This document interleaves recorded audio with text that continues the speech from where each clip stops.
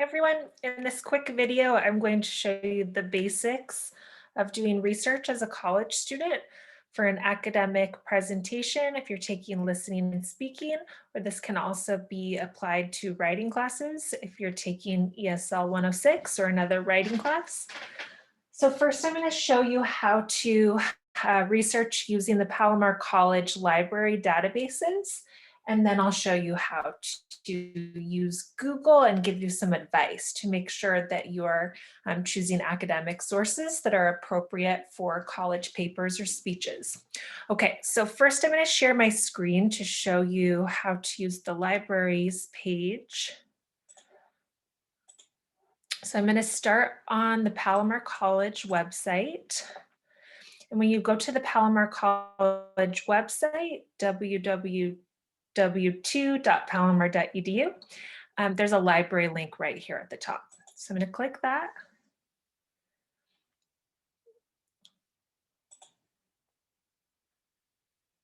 I clicked it 2 times because I was being impatient while it was loading. The library homepage is very easy to use. They've worked really hard to make it a nice and easy experience for students. So it's as simple as taking a topic and searching right here. You could do it just like that and then click search if there's a topic that you are interested in researching. Also from here, there's this get help right now. So you can put in your name or you can leave it blank if you're too shy to share your name, and then your email and type in your question and click start chat. And if someone is available, they will live chat with you. Okay. And then down here, we have our services, connect with us, ebooks and articles. What I recommend is that you go to this articles tab and click here.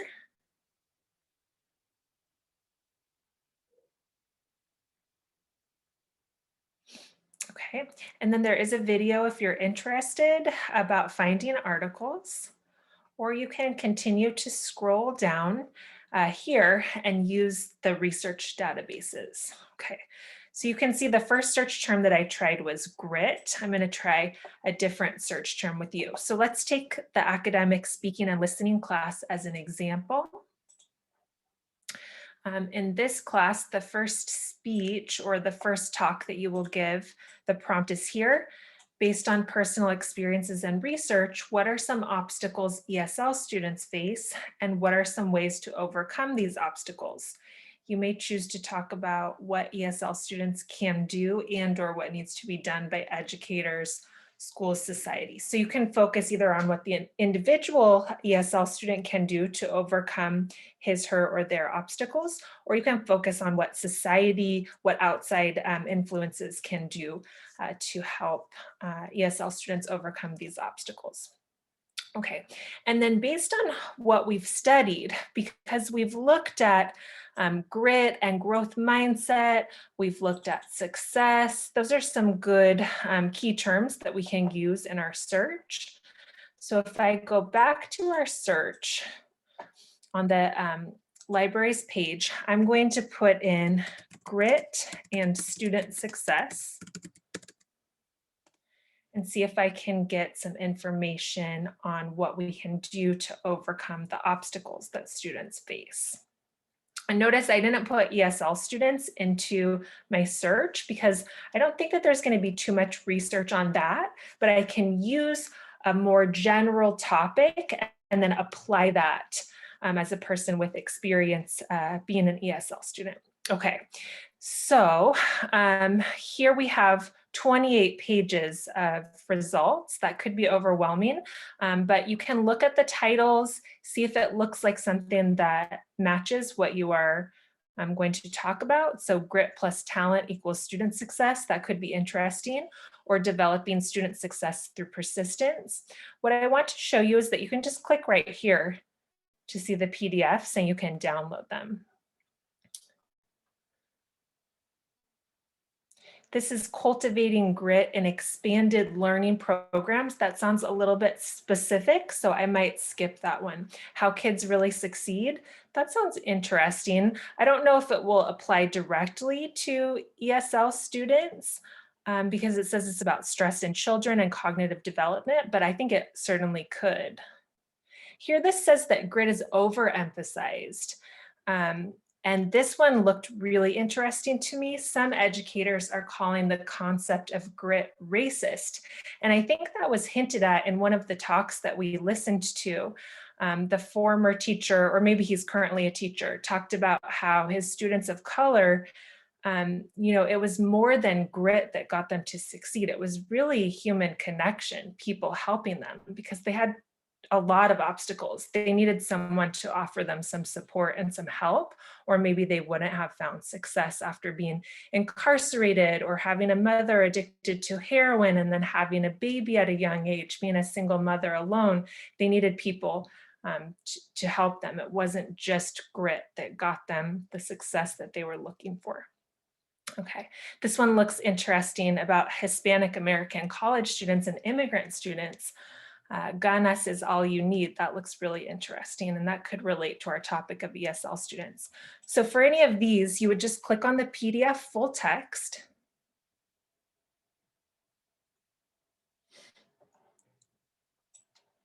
And from here, you can download it.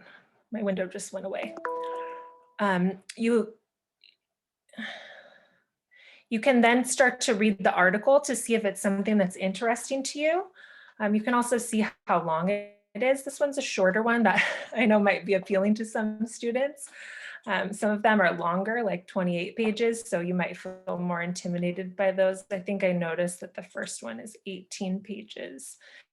You don't have to read the entire article in order to find valuable information in it that you might like to use in your speech.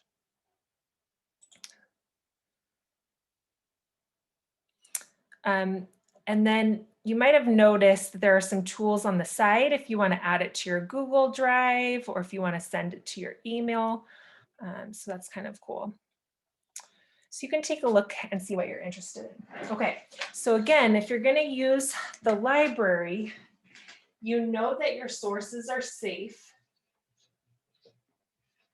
because these are from our library. So you know that these are good sources that you can use in your speeches and papers. Let me go back to full screen. And in order to use the library resources, it's very easy, very user-friendly. Just go to the Palomar website. Down at the top, you're going to click library. And then from there, you can click on articles.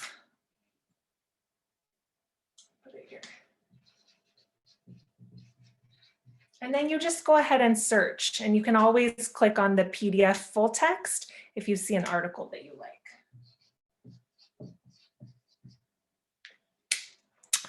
There's something that I want to show for my writing students or for any student who's taking a writing class.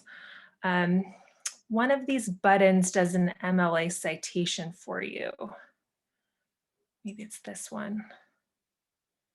Citation format. Yes. I was lucky I got it. So it'll show you exactly how to do MLA format. It's this one. It looks like a little yellow paper. It does say cite next to it. So it'll do the citation for you in MLA format. That's pretty cool. Okay, so that's how to use the library page. Let's check that off.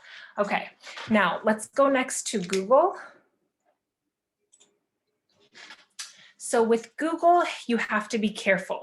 It's definitely not always going to be safe sources. So with the library, you know that your sources are academic and that they're okay to use in an academic paper.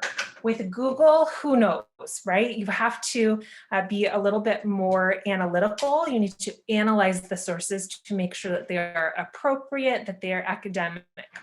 So I'm going to show you a few different ways to use Google, and I'm also going to give you some warnings. Okay, so the first warning is, please do not use Wikipedia in any of your college essays or speeches, because Wikipedia can be edited by anyone, so we cannot trust that source.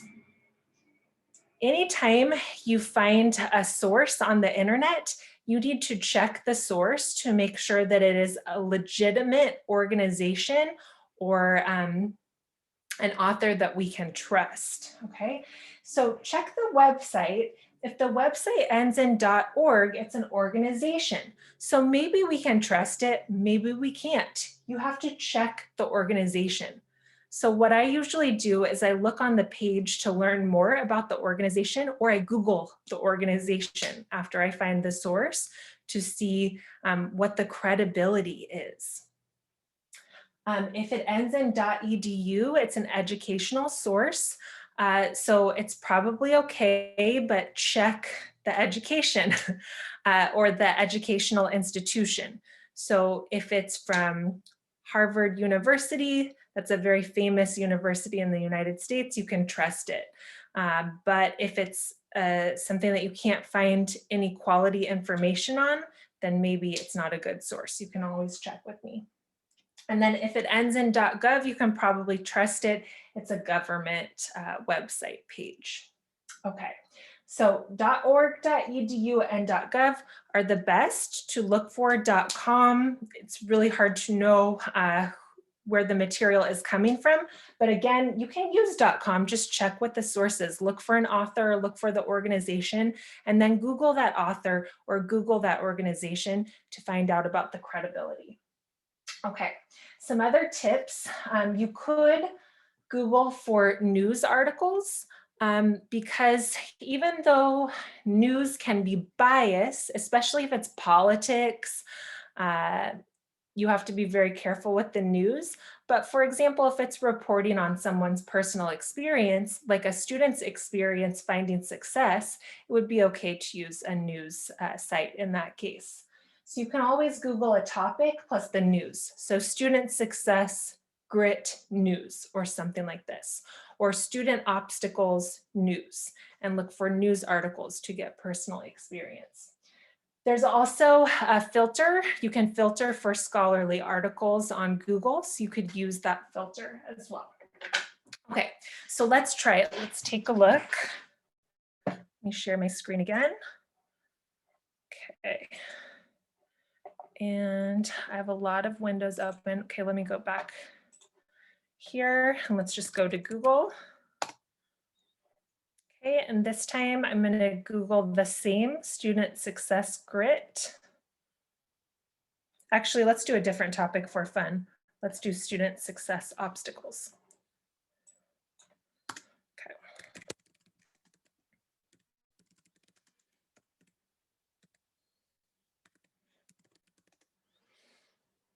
Okay, so see at the top, I can go to scholarly articles for student success. This looks interesting. Obstacles to students for the non-traditional student. I wonder if there's anything about immigrants or ESL students in this one. Increasing student success and retention. That looks interesting.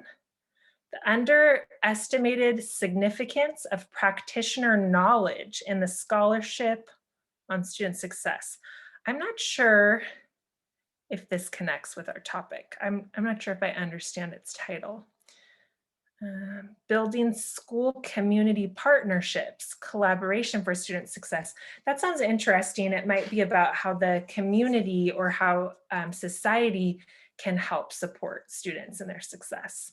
Okay, so this looks interesting. It also gives you some recommendations for how you might change your search. Okay, so that's how you find scholarly articles. So you know that they're academic, they're a little bit safer. Okay.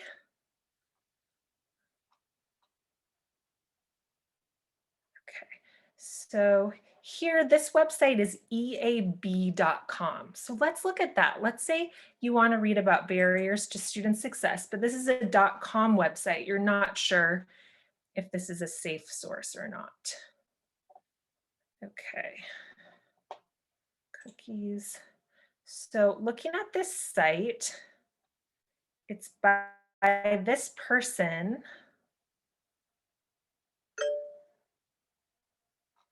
So I have no idea what his qualifications are, if this is a person I can safely take information from.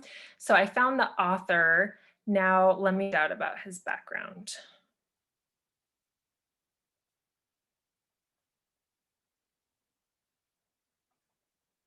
He's the senior director. I'm not feeling good about this site. I'm not sure that it's a safe site.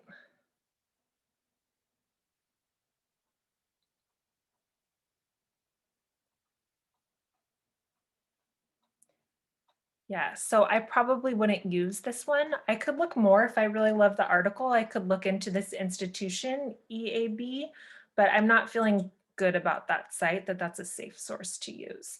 And I saw before that it was a .com, and those are harder to use as academic sources. So I'm going to go back again in my search.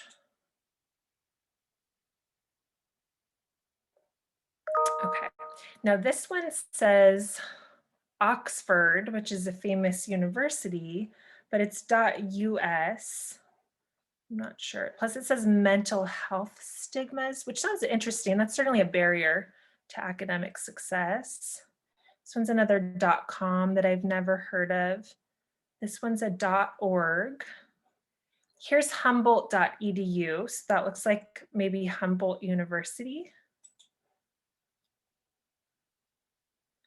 Yes, this is from Humboldt State University. So as a student, you might not recognize this university and you might need to Google it, but as a native to California, I know about Humboldt State University, so this looks safe to use.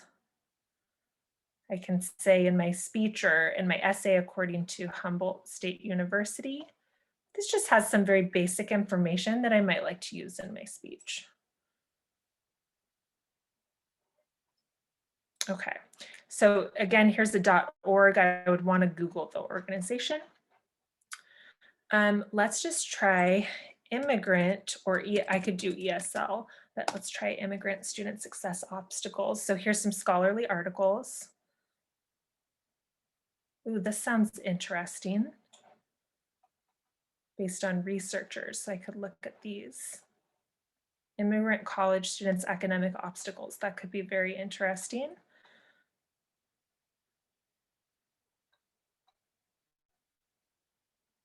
Okay, so these are various organizations. I'd want to look these up, and if I'm not sure about them, I can ask the professor or I can ask a tutor.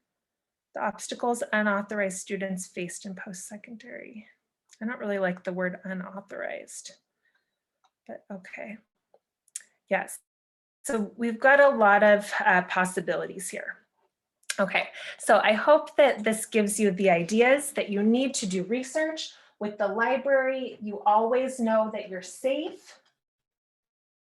With Google, you can look for news articles. You can do student obstacles news and find news articles. You can click on scholarly articles and then just be careful with your sources. Make sure that you check the source.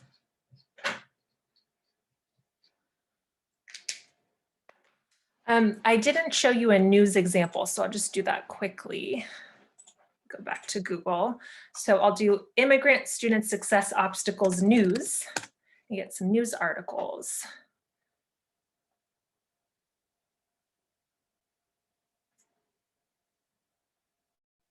New York Daily News. That could be interesting. Let me try just student success obstacles news. See if I can get, oh, I must have clicked a link, excuse me. Inside highered.com. That sounds interesting. I'm looking for a news source that I recognize.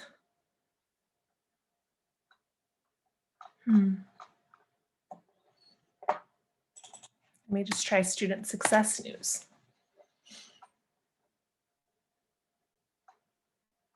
Not many news teams are interested in reporting about student success.